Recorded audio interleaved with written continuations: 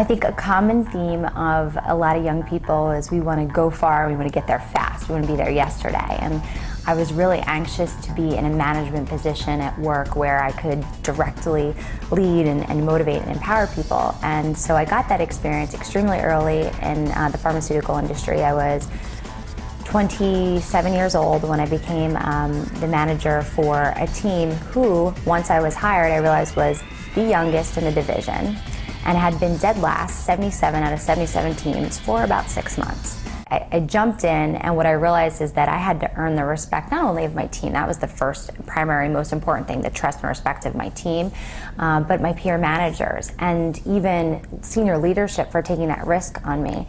And it was a huge struggle the first 6 months because you're both trying to discover yourself as a leader, and you know that the primary thing is to develop and invest your time in motivating that team, figure out what's important to them and spend that time with them, create a team culture.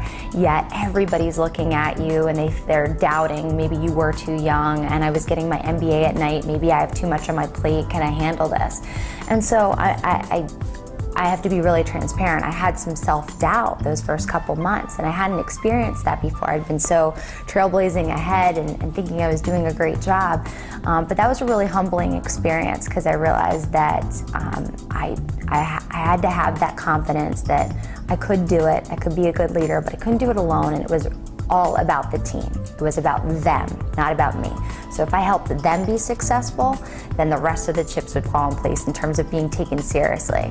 And what do you know, a year later, we're standing with the CEO of Eli Lilly here in New York, and they're the #1 team in the nation.